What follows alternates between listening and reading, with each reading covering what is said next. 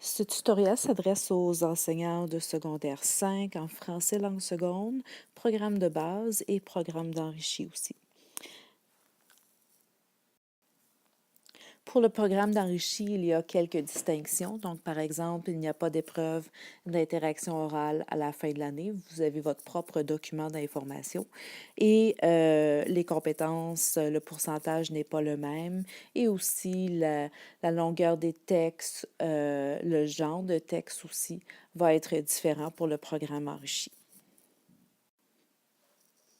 Premièrement, il y a plusieurs changements d'apporter aux épreuves de cette année, que ce soit en base ou en enrichi. Donc, la première chose, c'est qu'une présentation des épreuves est ajoutée avant la passation des 3 épreuves uniques. Elle est réalisée à l'aide d'un nouveau document intitulé Modalités d'évaluation. Ensuite, l'ordre de passation des épreuves est modifié. La passation de l'épreuve de compréhension écrite a lieu avant celle de l'interaction orale. Donc, avant, on faisait l'interaction orale, la compréhension écrite et la production écrite. Maintenant, on inverse les deux premiers. On commence par l'épreuve de compréhension écrite, ensuite l'interaction orale et pour finir, on garde la même chose qui est la production écrite. Les principales raisons pour ce choix-là sont que les élèves n'avaient pas le bagage nécessaire pour s'exprimer sur un sujet. Donc, en faisant la compréhension de lecture avant, les élèves vont avoir acquis un certain bagage qui va leur permettre de mieux performer au niveau de l'interaction et d'avoir plus d'idées, plus d'exemples parce qu'ils vont avoir lu les textes. Ensuite, une activité préparatoire est ajoutée avant la passation de l'épreuve de compréhension écrite. Donc, au lieu d'avoir un cahier préparatoire, maintenant, on va avoir une activité préparatoire. Et cette activité préparatoire-là va se faire à même l'épreuve de lecture. Donc, il va y avoir 1 heure qu'on va avoir l'activité préparatoire et ensuite, il va rester 2 heures pour faire la lecture. Le temps pour faire l'épreuve de lecture n'a pas changé. C'est juste qu'on a ajouté 1 heure avant pour faire l'activité préparatoire. Et ensuite, l'activité préparatoire qui a lieu avant la passation de l'épreuve d'interaction orale est maintenant réalisée à l'aide du recueil de textes, ce qui fait que nous n'avons plus besoin de cahier préparatoire. Donc, vous avez un résumé ici un peu des moments de passation et durée. Donc, par exemple, la présentation de l'épreuve unique va se dérouler avant l'épreuve de compréhension écrite et sera entre le 8 mai et le 15 mai. Et la date sera choisie par l'école. Ça dure environ 30 minutes. Ensuite, l'épreuve unique de compréhension écrite, vous allez avoir l'activité préparatoire qui va être le 16 mai 2017 de 9h à 10h.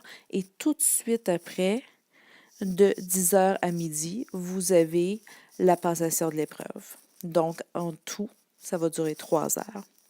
Ensuite, vous avez l'épreuve unique d'interaction orale. Et ceci va se dérouler entre le 17 mai et le 5 juin et la date est choisie par l'école. Pour finir, vous allez avoir l'épreuve de production écrite qui est juste ici et celle-là va se dérouler le 6 juin 2017 de 9h à 11h. Ensuite, quand les épreuves seront terminées, il va y avoir un camp collaboratif pour les enseignants de secondaire 5 pour corriger l'épreuve d'écriture. Et tout ça va se dérouler en ligne. Il y aura plus de détails un peu plus tard. La constitution du résultat disciplinaire et les conditions de réussite demeurent les mêmes que les années passées. Donc, juste à noter que la note de l'école comprend, donc c'est la note de l'école qui est modérée. Donc, quand je vais aller vous rencontrer cette année, je vais vous montrer la modération au niveau des épreuves des élèves. Et très important, je crois, ici, pour obtenir les unités de français, l'élève doit avoir un total de 60 %. Donc, même s'il échoue une des compétences, il peut quand même réussir son français langue seconde, secondaire 5.